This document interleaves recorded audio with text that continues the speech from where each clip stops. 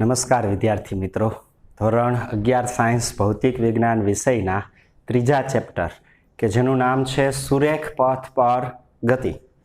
એના ગયા લેક્ચરની અંદર આપણે સરેરાશ વેગ અને સરેરાશ ઝડપ આપણે ભણ્યા હતા. સરેરાશ વેગ અને સરેરાશ ઝડપ વચ્ચેનો તફાવત પણ આપણે જોયો હતો. બંનેના સૂત્ર પણ આપણે ભણ્યા હતા. સરેરાશ વેગ એટલે કોઈ પદાર્થ ગતિ કરતો હોય એ ગતિ કરતા પદાર્થ જ્યારે ગતિ કરે છે ત્યારે કંઈક સ્થાનાંતર કરે છે. તો સ્થાનાંતર અને એ સ્થાનાંતર માટેના સમયગાળા એનો ગુણોત્તર આપણને સરેરાશ વેગ આપે છે. જ્યારે ગતિ કરતા પદાર્થે આપેલા સમયગાળામાં કંઈક અંતર કાપે એટલે કે પથ લંબાઈ હોય, આ પથ લંબાઈ અને સમયગાળાનો ગુણોત્તર એ આપણને સરેરાશ ઝડપ આપે છે. હવે આજે આપણે સરેરાશ વેગ આલેખ પરથી કેવી રીતે મેળવાય તે આપણે ભણીએ. આલેખ પરથી સરેરાશ વેગ.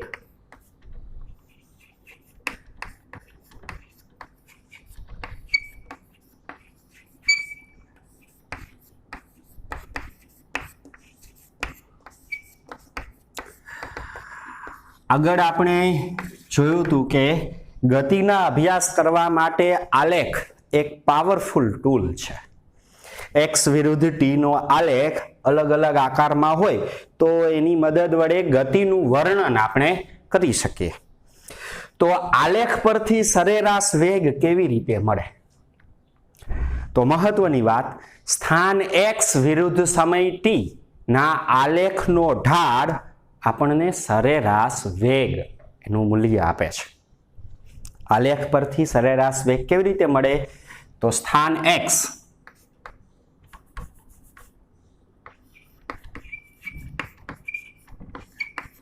વિરુદ્ધ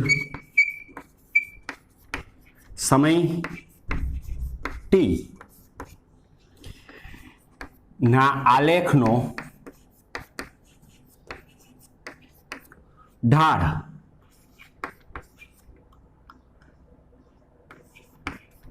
સરેરાશ વેગ આપે છે. કોઈ પદાર્થની ગતિ માટે સ્થાન x વિરુદ્ધ સમય t નો આલેખ આપેલો. પદાર્થ ગતિ કરતો હોય એટલે અલગ અલગ સમય એનું સ્થાન અલગ અલગ હોય, બરાબર? તેથી એનો જો આલેખ આપણને આપેલો હોય તો એ આલેખની મદદ વડે આપણને આલેખનો ઢાળ શોધી અને સરેરાશ વેગ મળે.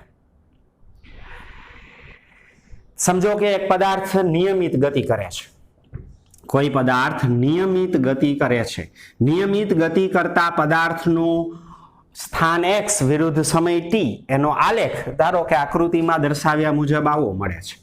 y અક્ષ ઉપર સ્થાન x છે અને x અક્ષ ઉપર ધારો કે સમય t છે. પદાર્થ નિયમિત ગતિ કરે છે. તો નિયમિત ગતિ કરતા પદાર્થ માટે સ્થાન વિરુદ્ધ સમયનો આલેખ આવો સુરેખા મળે. સ્થાન x વિરુદ્ધ સમય t આલેખ આવો સુરેખા મળે. આ આલેખ ઉપર ધારો કે કોઈ એક સમય છે t1, ત્યારે પદાર્થનું સ્થાન ધારો કે x1 છે. આગળ કોઈ એક સમય ધારો કે t2 છે, ત્યારે પદાર્થનું ગતિ દરમિયાન સ્થાન x2 છે. આમ જુદા જુદા સમયે પદાર્થ અલગ અલગ સ્થાન સૂચવે છે. નિયમિત ગતિ કરતા પદાર્થ માટે x વિરુદ્ધ t નો આલેખ આવો સુરેખા હોય. આ સુરેખાનો ઢાળ આપણને સરેરાશ વેગ આપે. તો પ્રશ્ન થાય કે ઢાળ કેવી રીતે મળે? તો રેખાના ઢાળનું આવું સૂત્ર છે.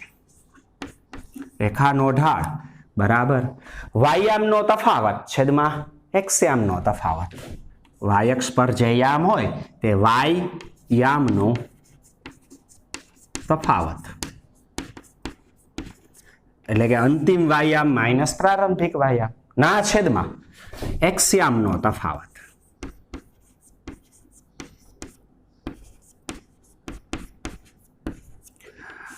વાયામનો તફાવત અને એક્સયામના તફાવતનો ગુણોત્તર એ રેખાનો ઢાળ આપે. ઉદાહરણ તરીકે આપણા આ આલેખ પરથી ઢાળ મેળવવો છે તો ઢાળ એમ વડે દર્શાવવું તો ઢાળ એમ બરાબર વાયામનો તફાવત.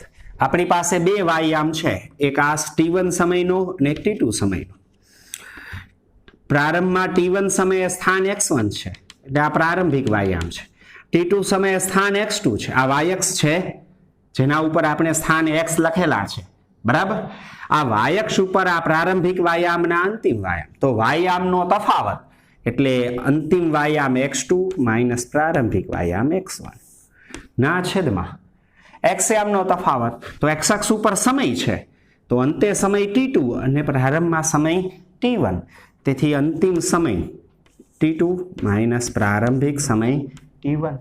આ x2 માઇનસ x1 અંતિમ સ્થાન માઇનસ પ્રારંભિક સ્થાન એટલે કે સ્થાનાંતર છે અને એના માટેનો આ સમયગાળો છે.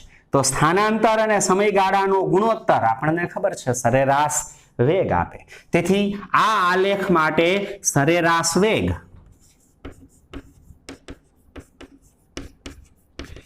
એનું મૂલ્ય કેટલું? ઢાળ જેટલું હશે.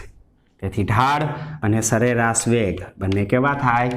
સરખા. તેથી મહત્વની વાત યાદ રાખશું, જ્યારે પણ આપણને સ્થાન x વિરુદ્ધ સમય t નો આલેખ આપેલો હોય અને એ આલેખ પરથી સરેરાશ વેગ જો આપણે શોધવો હોય તો સરેરાશ વેગ એ x વિરુદ્ધ t ના આલેખના ઢાળ પરથી મળે.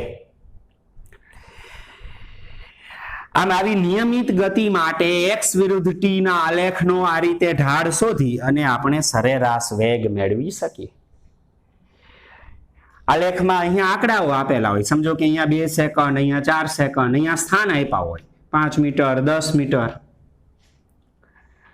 સમજવા માટે ઉદાહરણ આપું, સમજો કે અહીંયા 2 સેકન્ડ ને અહીંયા 4 સેકન્ડ છે તો સમયગાળો 4 માઇનસ 2 એટલે છેદમાં 2 સેકન્ડ મળશે.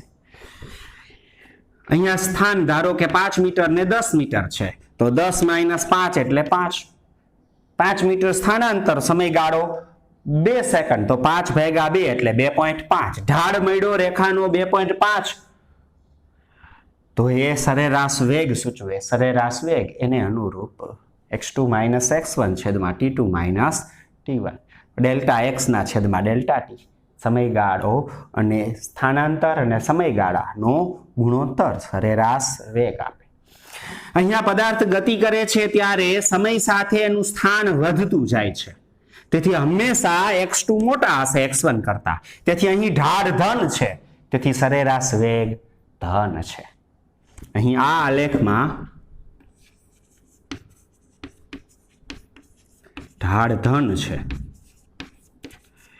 તેથી સરેરાશ વેગ કેવો મળશે? ધન મળશે. પણ હંમેશા આલેખ આવવો જોઈએ એવું જરૂરી નથી. સમજો કે સ્થાન x વિરુદ્ધ સમય t નો આલેખ આવો છે,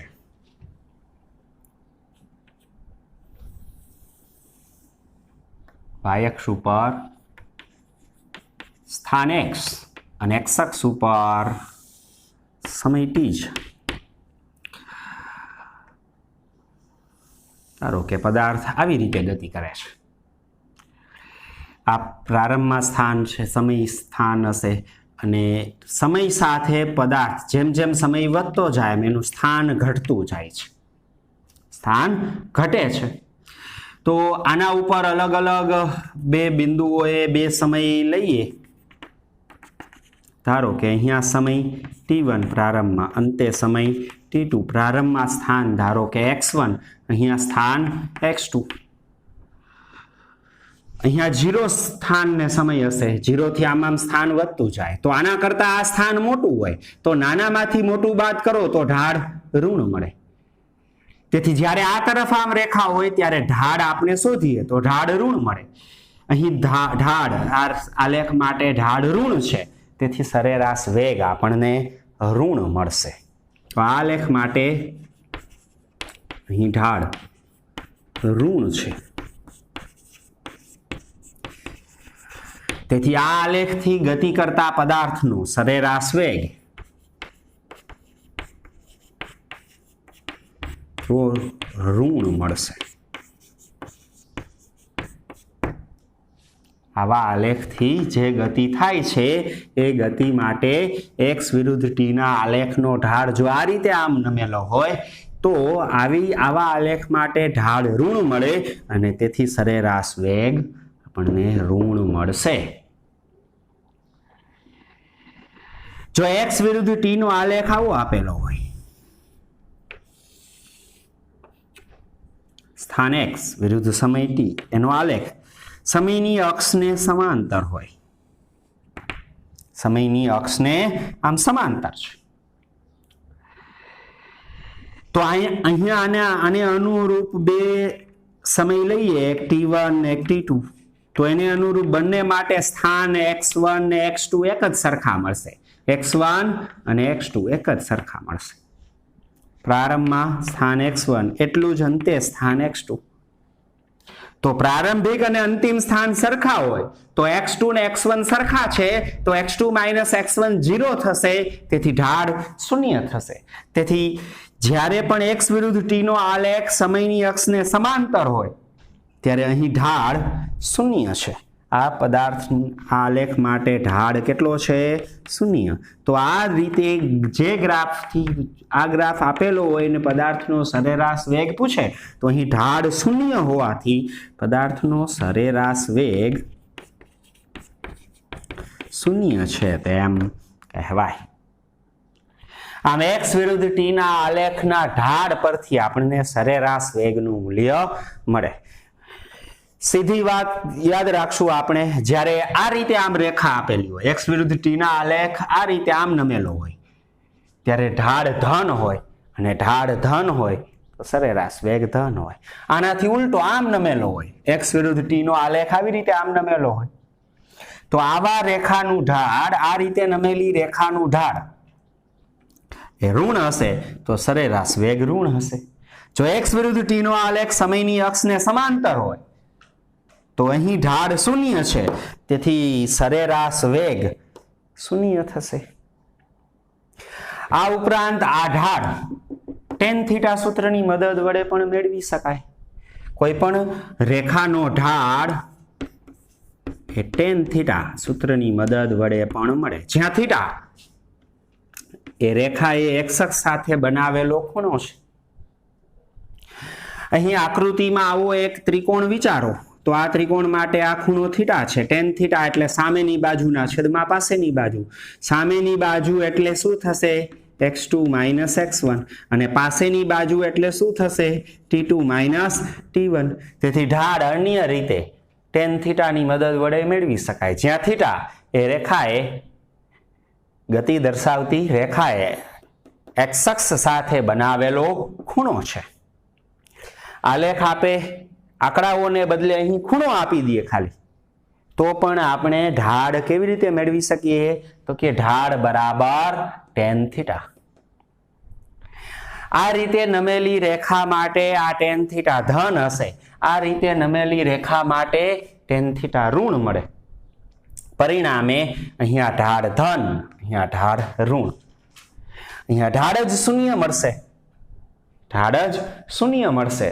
તેથી θ બરાબર જો 0 હોય તો tan 0 0 થાય, તેથી સરેરાશ વેગ શૂન્ય મળે.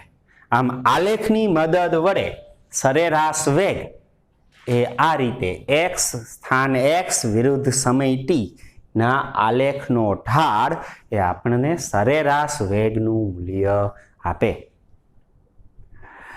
સરેરાશ વેગ અને સરેરાશ ઝડપ એ ઘણીવાર બંને સરખા હોય અથવા અલગ અલગ મૂલ્યના હોય.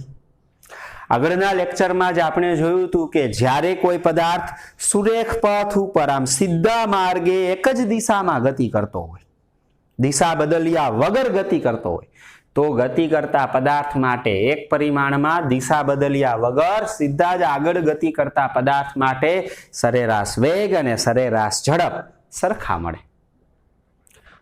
પણ જો પદાર્થ ગતિ દરમિયાન પાછો આવતો હોય ગતિની દિશા બદલતો હોય, એક પરિમાણમાં સુરેખ પથ પર ગતિ કરતા કરતા એ પાછો વળતો હોય, તો આવા પદાર્થની ગતિ દરમિયાન એ સ્થાનાંતરનું મૂલ્ય પથ લંબાઈથી ઓછું મળે, તો પછી સરેરાશ વેગનું મૂલ્ય સરેરાશ ઝડપથી ઓછું મળે. તેથી સરેરાશ વેગ એ હંમેશા સરેરાશ ઝડપ જેટલું અથવા એનાથી ઓછું મૂલ્ય ધરાવે છે. આ સમજવા માટે ટેક્સ્ટમાં એક ઉદાહરણ આપેલું છે. જુઓ ઉદાહરણ 3.1. સરેરાશ વેગ અને સરેરાશ ઝડપ આ બંને ક્યારે સરખા થાય, ક્યારે બંને અલગ અલગ હોય એ સમજવા માટે એની કિંમતો મેળવવા, એના સૂત્રની મદદ વડે કિંમતો મેળવી અને અલગ અલગ બે પરિસ્થિતિ માટે અહીં સરેરાશ વેગ અને ઝડપ શોધવાનું એક ઉદાહરણ ટેક્સ્ટમાં આપેલું છે. ઉદાહરણ 3.1.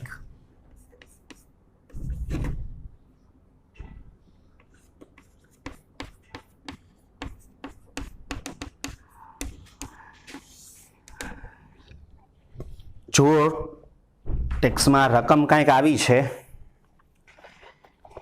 એક કાર સુરેખ રેખા પર ગતિ કરે છે, જેમ કે આકૃતિ 3.1. ટેક્સ્ટમાં આકૃતિ 3.1માં આ ગતિ દર્શાવેલી છે. એક્સ અક્ષ ઉપર એ જુદા જુદા સ્થાન આપેલા છે. અહીં હું આકૃતિ દોરું છું. આકૃતિમાં આ રીતે આમાં એવી એક અક્ષ આપેલી છે. અક્ષ ઉપર એક બિંદુ O છે કે જે 0 મીટરે છે. પછી 40 મીટર એક કાપાઓ આપેલા છે. 40 મીટર, 80, 120 મીટર,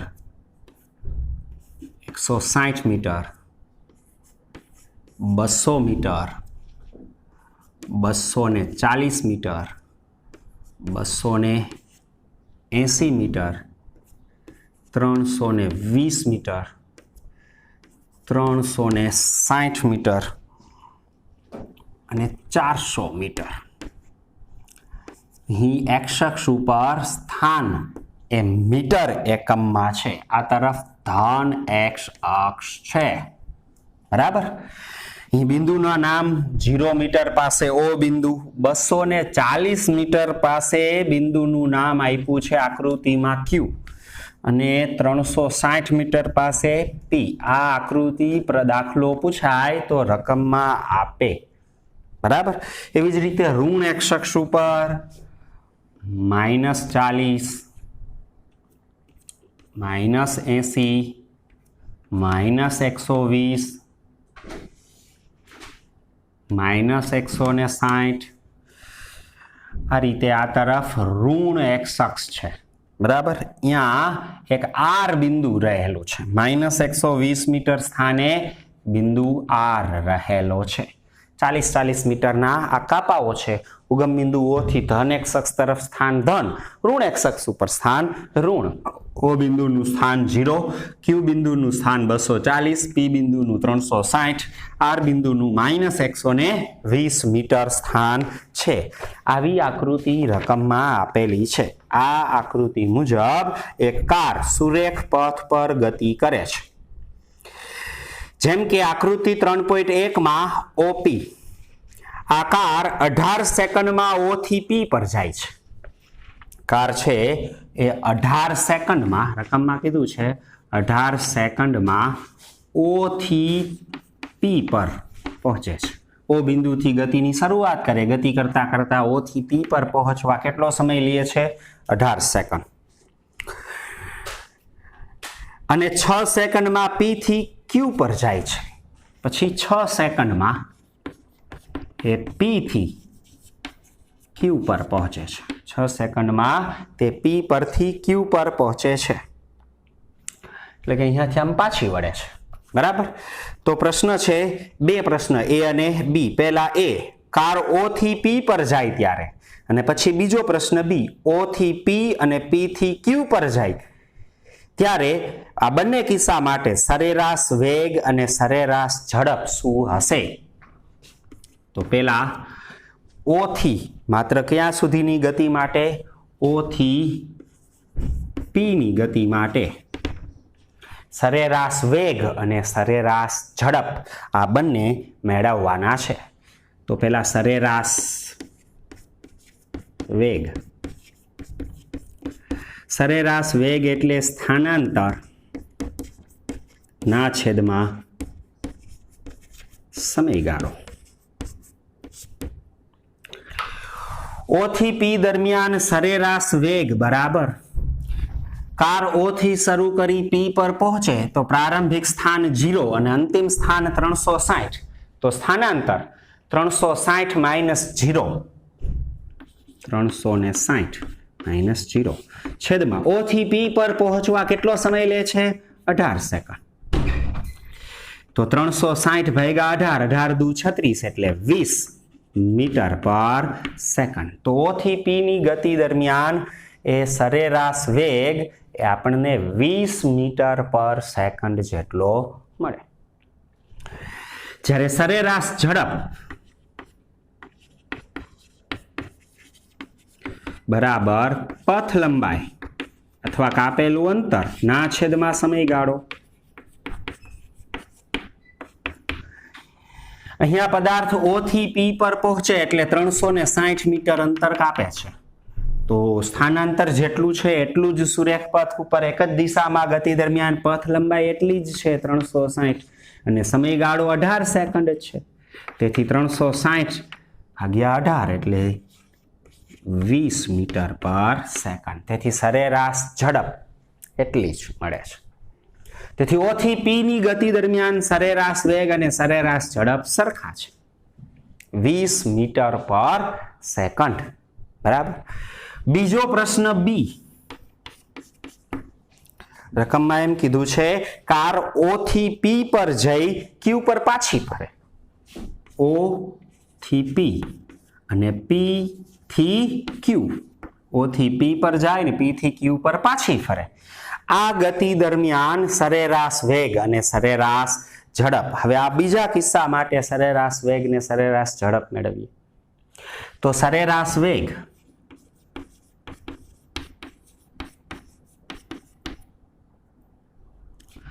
બરાબર સ્થાનાંતર ના છેદમાં સમયગાળો. તો પ્રારંભિક સ્થાન O છે, અંતિમ સ્થાન P પર જઈને Q પર પાછો આવે. અંતિમ સ્થાન Q છે, આ પ્રારંભિક સ્થાન અંતિમ સ્થાન. તો અંતિમ સ્થાન 240 અને પ્રારંભિક સ્થાન 0. તો સ્થાનાંતર 240 માઇનસ 0 છેદમાં સમયગાળો. O થી P પર પહોંચવાનો સમય કેટલો છે? 18 સેકન્ડ અને P થી Q પર પહોંચવાનો સમય 6 સેકન્ડ. તો 18 અને 6 24 સેકન્ડ. તો સમયગાળો કેટલો છે? 24 સેકન્ડ. પદાર્થ 18 સેકન્ડમાં અહીંયાથી P પર પહોંચે, 6 સેકન્ડમાં P થી Q પર પાછો આવે. તો O થી Q સુધીની સંપૂર્ણ ગતિ દરમિયાન સમયગાળો કેટલો? તો કે પહેલા 18 સેકન્ડ અને પછી 6 સેકન્ડ એટલે કુલ 24 સેકન્ડ. તેથી 240 ભાગ્યા 24 એટલે કે 10 મીટર પર સેકન્ડ સરેરાશ વેગ. આ બીજી ગતિ દરમિયાન O થી P અને P થી Q દરમિયાન સરેરાશ વેગ કેટલો મળ્યો? 10 મીટર પર સેકન્ડ. સરેરાશ ઝડપ મેળવીએ. સરેરાશ ઝડપ બરાબર પથ લંબાઈ ના છેદમાં સમયગાળો.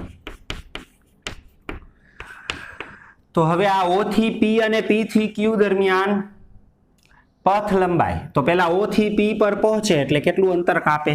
360 વધતા P થી Q ઉપર પહોંચે આ 40 આ 40 ને આ 40 એટલે કે 120 મીટર બીજા કાપશે. પહેલા કાર O થી P પર પહોંચે એટલે 360 0 થી 360 સુધી 360 મીટર અંતર કાપશે. પછી કાર પાછી વળશે, P થી Q પર જશે. અહીંયા આ 40 ને આ 40 એટલે 120 મીટર પાછી આવે. તો કાપેલું કુલ અંતર પથ લંબાઈ તો ધન જ હોય, પહેલા 360 ને પછી 120 છેદમાં સમયગાળો.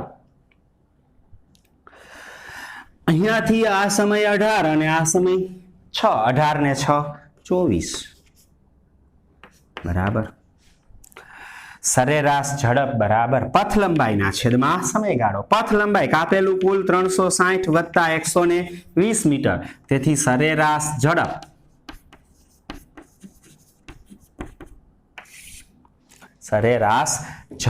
બરાબર 360 વત્તા 120 કેટલા થાય? 480 મીટર ના છેદમાં સમયગાળો 24. તેથી સરેરાશ ઝડપ બરાબર 24 દુ 48 એટલે કેટલા થાય? 480 ભાગ્યા 24 એટલે 20 મીટર પર સેકન્ડ. આમ બંને કિસ્સા દરમિયાન પ્રથમ કિસ્સામાં સરેરાશ વેગ સરેરાશ ઝડપ બંને 20 મીટર પર સેકન્ડ મળે છે. જ્યારે બીજા કિસ્સા દરમિયાન કાર O થી P પર જઈ પાછી Q પર આવે એ ગાળા દરમિયાન સરેરાશ વેગ 10 મીટર પર સેકન્ડ જ્યારે સરેરાશ ઝડપ 20 મીટર પર સેકન્ડ મળે છે. આ દાખલાના ચારેય જવાબો છે. પહેલા કિસ્સા માટે સરેરાશ વેગ સરેરાશ ઝડપ અને બીજા કિસ્સા માટે સરેરાશ વેગ અને આ સરેરાશ ઝડપ છે. આ ઉદાહરણ આપણને એવું શીખવે છે કે જ્યારે કોઈ પદાર્થ છે સુરેખ પથ ઉપર આમ પાછા વળ્યા વગર સીધી રેખામાં એક જ દિશામાં ગતિ કરે, પાછો જ ન વળે ને સળંગ સીધા જ માર્ગે ગતિ કરે એક સુરેખ પથ ઉપર, આવા કિસ્સામાં સરેરાશ વેગ અને સરેરાશ ઝડપ સરખા મળે. જો પહેલા કિસ્સામાં કાર છે એ માત્ર O થી P તરફ એક જ દિશામાં ગતિ કરે છે, પાછી નથી વળતી, તો આવા કિસ્સામાં જ્યારે કોઈ ગતિ કરતો પદાર્થ એક જ પથ ઉપર સુરેખ માર્ગે દિશા બદલ્યા વગર ગતિ કરે ત્યારે એનો સરેરાશ વેગ અને સરેરાશ ઝડપના મૂલ્ય સરખા મળે. પણ બીજા કિસ્સામાં આપણે જોયું કે કાર O થી ગતિ કરતા કરતા P પર પહોંચે પણ પછી ગતિની દિશા બદલે કાર પાછી વળે એટલે P થી Q પર પાછી આવે છે. અહીં ગતિની દિશા બદલે છે. તો આ કિસ્સામાં આપણે જોયું કે સરેરાશ વેગ 10 મળ્યો જ્યારે 10 મીટર પર સેકન્ડ, જ્યારે સરેરાશ ઝડપ 20 મીટર પર સેકન્ડ. એટલે જ્યારે પણ સુરેખ પથ ઉપર ગતિ કરતો પદાર્થ ગતિની દિશા બદલતો હોય તો આવા કિસ્સામાં સરેરાશ વેગનું મૂલ્ય સરેરાશ ઝડપથી ઓછું મળે. આમ સરેરાશ ઝડપ અને સરેરાશ વેગ વચ્ચે આવો સંબંધ આગળ પણ આપણે ભણી ગયા છીએ. સરેરાશ વેગનું મૂલ્ય હંમેશા less than or equal to સરેરાશ વેગનું મૂલ્ય less than or equal to સરેરાશ ઝડપનું મૂલ્ય. સરેરાશ વેગનું મૂલ્ય સરેરાશ ઝડપ જેટલું અથવા તો એનાથી ઓછું હોય. એના જેટલું ક્યારે હોય? તો આવા કિસ્સામાં એક જ માર્ગ ઉપર ગતિ કરે વાહન ગતિની દિશા બદલ્યા વગર, ત્યારે સરેરાશ વેગ સરેરાશ ઝડપ સરખા મળે. અને જ્યારે ગતિ દરમિયાન પદાર્થ ગતિની દિશા બદલે સુરેખ પથ પર ગતિ દરમિયાન ગતિની દિશા જો બદલાય તો આવા કિસ્સામાં સરેરાશ વેગનું મૂલ્ય સરેરાશ ઝડપથી ઓછું મળે. બરાબર. તો આ ઉદાહરણ 3.1 આ ઉદાહરણ સરેરાશ વેગ અને ઝડપ એનું મૂલ્ય ક્યારે સરખું હોય અને ક્યારે અલગ હોય આ આપણને સમજાવે છે. બરાબર. ત્યાર પછીનો ટોપિક ભણવા માટે આપણે થોડુંક ગણિત ભણશું. ગણિતમાં એક કલનશાસ્ત્ર એક ગણિતની શાખા છે. આ કલનશાસ્ત્ર છે એનો અભ્યાસ. કલનશાસ્ત્રમાં વિકલન નામની એક ક્રિયા છે. વિકલન અને સંકલન આ બંને ક્રિયાઓ આપણે અહીં ભણવાના છે. તો વિકલન નામની ક્રિયા આપણે આવતા લેક્ચરમાં ભણશું. વિકલન શું હોય, એ વિકલનના સૂત્ર કેવી રીતે એની સૂત્રનો ઉપયોગ કરી અને ગણતરી થાય, કારણ કે તત્કાલીન અને તાત્ક્ષણિક વેગ મેળવવા માટે આ સરળતાથી તત્કાલીન તાત્ક્ષણિક વેગ મેળવવા વિકલન સમજવું જરૂરી છે. તેથી વિદ્યાર્થી મિત્રો, આવતા લેક્ચરમાં આપણે થોડુંક ગણિત ભણશું, વિકલન. બરાબર. સારું, આજે અહીંયા સુધી રાખીએ. બરાબર. જે કાંઈ પણ પ્રોબ્લેમ હોય એ કહેજો. વ્યવસ્થિત આ ઉદાહરણ અને આ આલેખ પરથી સરેરાશ વેગ નામની થિયરી જોઈ લેજો. ન સમજાય ત્યાં કહેજો. સારું, ચાલો, નમસ્કાર.